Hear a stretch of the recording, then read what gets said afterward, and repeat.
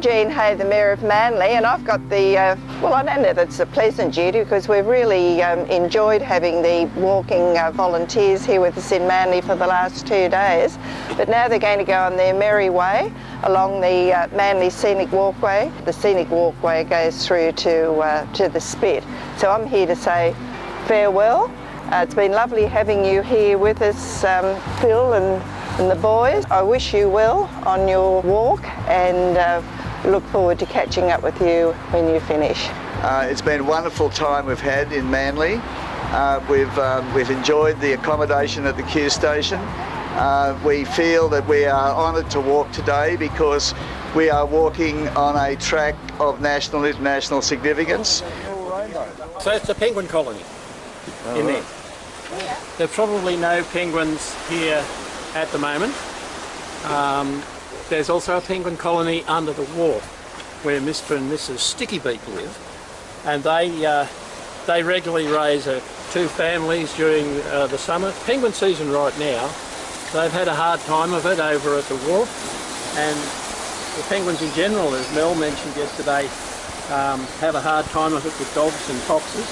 They come out, one will come out in the morning and go fishing for the family, and the other parent minds the kids. When they come back in the evening, everybody has a feed, and then they come out and promenade. And down at the wharf, they'll promenade on the beach, up on the walkway, and they've been known to go into the pub.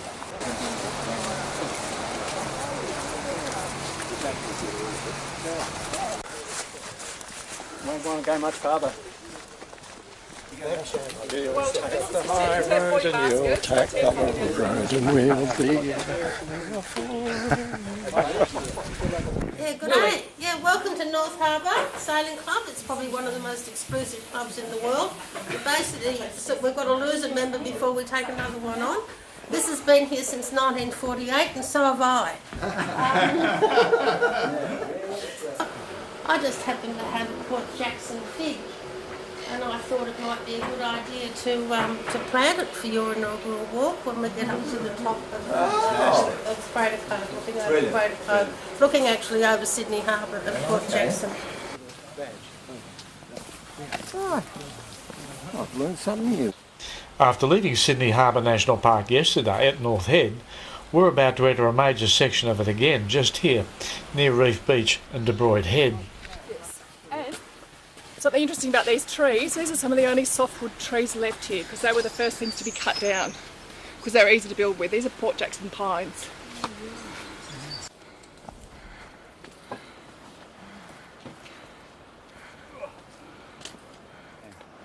This is where we spent 3 wonderful nights at the Q station, North Head.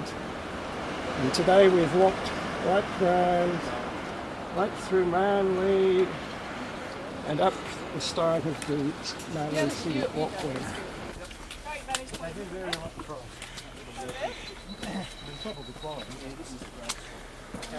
Oh, wow, this is a lovely view. This little tree is a Port Jackson fig. like at a funeral. We're planting it To commemorate the walk. to commemorate the walk. We don't intend to lose anybody. No. So this is Grotto Point Aboriginal, site of Aboriginal carvings, and this reflects a history that goes back over 40,000 years. Obviously white Australia is very young, but this site's quite amazing because you've got the more traditional carvings juxtaposed with the Aboriginal carvings, and this is one of the most significant sites in the park. All these big beams were brought by helicopter to try and protect them, and more recently one of the rangers, Tegan at Ku-ring-gai, has developed an Aboriginal partnerships program, and it's about connecting youth to culture. So a lot of the kids who are really at risk come from Redfern, and they come and do projects like re-highlighting, and that's when the lichen is taken out of the engravings and you can see them again. And it's a really good way of actually highlighting them, being able to see them again. They don't re-groove them, it's just highlighting, cleaning the lichen out, and that apparently lasts a couple of years. So that's what the partnership's going to be working on soon in this particular park. And it's a great project that hopefully we'll keep getting funding for. Even though it's stopped raining, we've had more than 100 millimetres of rain over the past week. Yeah, Building paths that efficiently shed this runoff without turning to bog presents a considerable challenge that seems to have been met successfully in this area. Prior to fox baiting, which National Parks commenced 14 years ago as a whole of Northern Sydney project, there were no brush turkeys. It's been a remarkably successful program and they've come back strongly. So there's a lot of new work that Manly Council's done here on the Manly Scenic Walkway. We work closely with them as a partnership. But one of the reasons it's all raised up here as a walkway is that we're all standing over the top of Midden. And it's a popular viewing spot, which is why the seat's just here. This is kangaroo grass, so called because the seed pods look like a kangaroo's paw. Thermida australis is the right botanical name. It was highly valued as stock feed in the early days of Sydney. This is some of the new work the council's done through here in the last 6 to 12 months. Great job, the stabilised crushed sandstone through here, well engineered soft drains, which don't require maintenance, but it has to be hard edged and hard built because we get thousands of people that walk through here every month, and we can have a couple of thousand people here in a week at times on this walkway. We're standing on the track bed of the old tramway that went from the Spit Bridge through to Manly. It was put in 1911. It was the last tramway that was put in around Manly, and it lasted until 1939.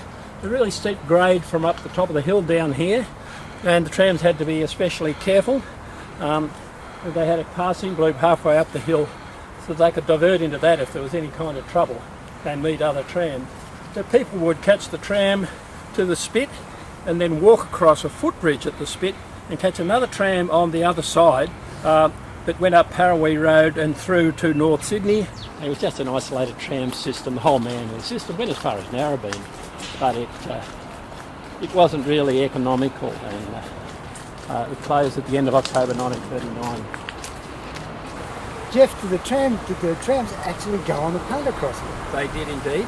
The system was isolated. People couldn't travel on tram from Sydney to Manly, but the trams could be exchanged from one system to the other. They had electric wires on the top of the punt. The tram would drive itself onto the punt would be towed across to this side, and the trams would drive off again. And there's a big circle tram line here. They drive into the circle tram line and go up to the Manly depot. Unbelievable.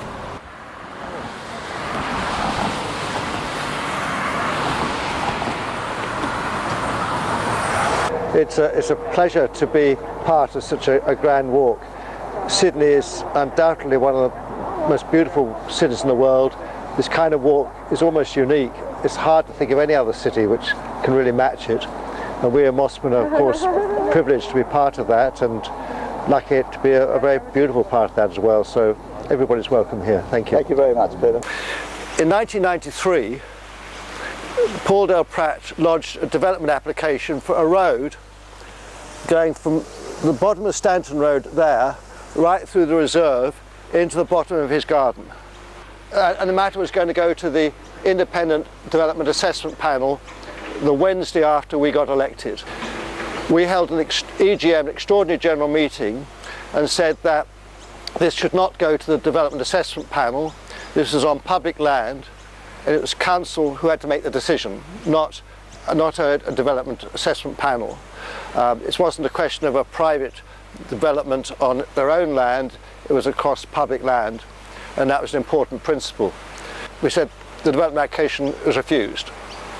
The matter had been going on, let's say, for 19 years, backwards and forwards, new applications, new reports, etc.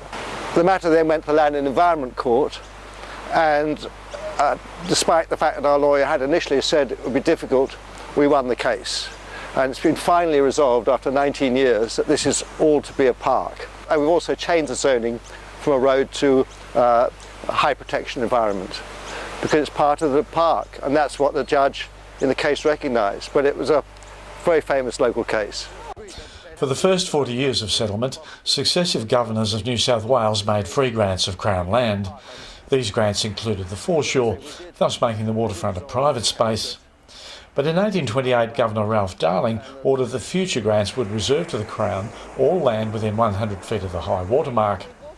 Darling probably imagined a range of uses for these spaces, including defence, access to resources and possibly recreation. Far-sighted or inadvertent, his order laid the foundation for the tradition of public access to the beach in Australia. But there were exceptions. In 1865, William Roberts was allowed to purchase from the Crown the 100 feet reserved between his land and the high water mark at nearby Edwards Beach. And 4 years later, his sister Elizabeth made a similar application. By 1878, Samuel Cook, editor of the Echo, was agitating that although these beaches were places of public resort, the public would soon be deprived of all access to them. Balmoral Park was eventually proclaimed in 1886, but no public work was undertaken, and during the next 2 decades, private fences continued to be erected right down to the beach. In a nutshell, what we strive to do at Land's Edge, it is to take young people out of their everyday environments, out of their busy lives, and take them into nature and into environments where, so critically, they have the opportunity to spend unstructured time and where they have time for reflection.